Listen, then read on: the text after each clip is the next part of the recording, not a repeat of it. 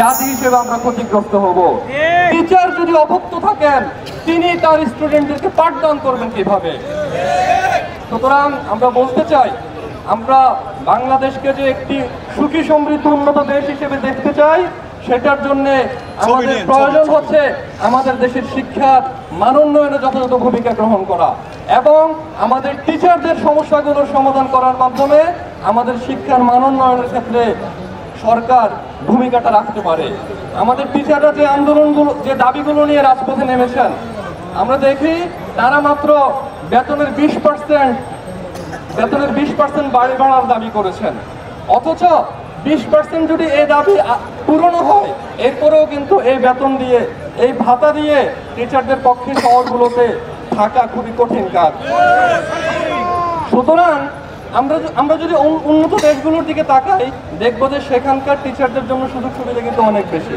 আমাদের টিচাররা চিকিৎসা ভাতা চেয়েছেন মাত্র 1500 টাকা, অথচ উন্নত দেশের দিকে যদি আমরা তাকাই, আমরা দেখি সেখানে টিচারদের জন্য এমন স্বাস্থ্য বীমা রয়েছে যেটার দ্বারা টিচাররা তাদের চিকিৎসা, ডাক্তার দেখানো, হাসপাতালের খরচ তো বটেই, এমনকি দাঁতের চিকিৎসা, চোখের চিকিৎসাতে পর্যন্ত তারা সরকারের পক্ষ থেকে ভাতা পেয়ে থাকেন। কিন্তু আমাদের টিচাররা চাচ্ছেন মাত্র 1500 টাকা। আমরা মনে করি আমাদের টিচারদের এই দাবিগুলো খুবই যৌক্তিক এবং এই দাবিগুলো পূরণ করা হলেও আমাদের টিচারদের সমস্যার কিন্তু সমাধান হবে না। সুতরাং আমরা সরকারের প্রতি উদাত্তভাবে আহ্বান জানাতে চাই, অতি দ্রুত আপনারা আমাদের টিচারদের এই যৌক্তিক দাবিগুলো মেনে নিন।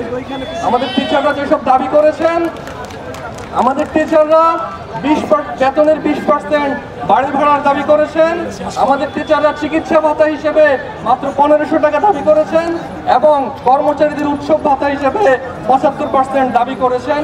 আমরা সরকারের প্রতি উদাত্ত আহ্বান জানাতে চাই, আপনারা অবিলম্বে আমাদের টিচারদের দাবিগুলো মেনে নিন এবং আমাদের টিচারদেরকে রাজপথ থেকে শ্রেণীকক্ষে ফিরে যাওয়ার সুযোগ করে দিন।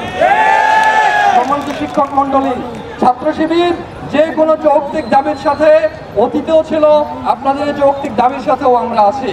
আপনারা জানেন চট্টগ্রাম বিশ্ববিদ্যালয়ে আজকে ছাত্র সংসদ নির্বাচন চলছে, আগামীকাল রাজশাহী বিশ্ববিদ্যালয়ে ছাত্র সংসদ নির্বাচন আছে। এই কারণে আমাদের কেন্দ্রীয় সভাপতি ভাই এবং সেক্রেটারি জেনারেল ভাই দুইজনই ঢাকার বাইরে আছেন।